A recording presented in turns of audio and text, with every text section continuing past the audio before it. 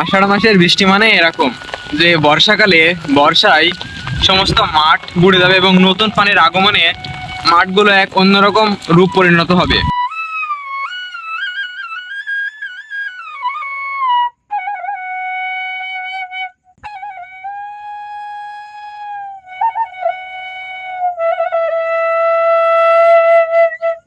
এছাড়াও ছুটে চলা মানুষ কিন্তু থেমে নেই, তারা ছাতার সাহায্যেই একটা জায়গা থেকে আরেকটা জায়গায় চলে আসছে। এটাও জানিয়ে দিই আপনাদের, আজ শুক্রবার বৃহস্পতিবার সারা রাত অনেক পরিমাণ বৃষ্টি হয়েছে এবং সেই বৃষ্টির পানিতেই গ্রাম অঞ্চলের কিছু কিছু নিচু জায়গা থেকে সেইগুলো কিন্তু তলিয়ে গেছে।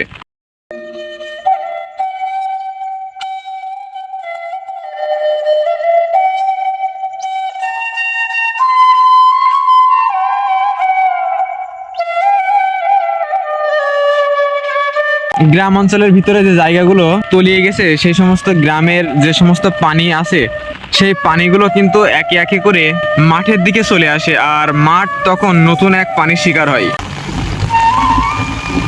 এই বর্ষার মৌসুমে পানির কারণে মাঠের সেই মাটি অনেক নরম হয়ে গেছে, সেক্ষেত্রে এখন ট্রাক্টর দিয়ে চষা হচ্ছে।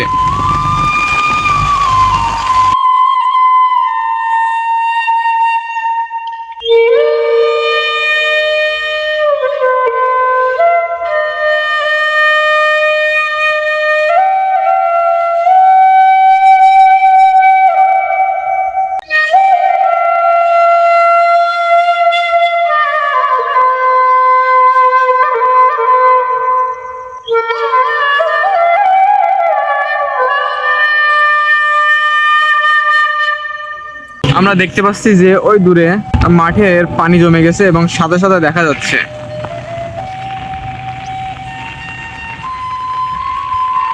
এই যে নতুন বৃষ্টি নেমেছে মাঠে, তো সেক্ষেত্রে কিন্তু মানে মাঠগুলো বুড়ে যাবে, মাঠগুলো পানির নিচে তলিয়ে যাবে।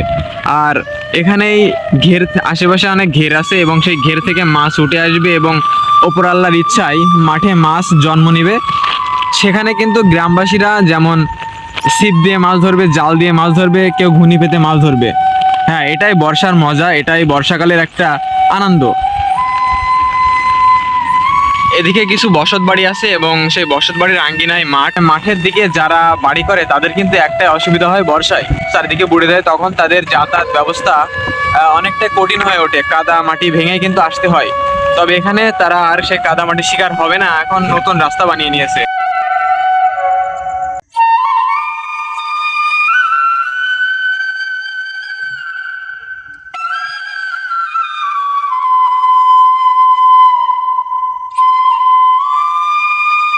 এটা হচ্ছে রাস্তা এবং এই রাস্তা দিয়ে যেতে হয় বিভিন্ন গ্রাম আছে ওইদিকে, যেমন খড়িডাঙ্গা, সিকড়ি এবং বিত্তিয়াসড়া, উটখালি, অনেক দূর দূরান্তে যাওয়া যায় এবং এই রাস্তা ধরে অনেক মানুষ যাতায়াত করে থাকে। দূরের গ্রামের অনেক মানুষ আছে যারা আমাদের বেনাপোলে কর্মে আছে, যে কোনো কর্মে, কেউ দোকানে আছে বা কেউ ডাক্তারের দোকানে আছে, কেউ মুদিখানার দোকানে আছে, কেউ টেইলার্সে আছে অথবা কোনো চাকরিতে আছে, যেমন অফিসে থাকতে পারে।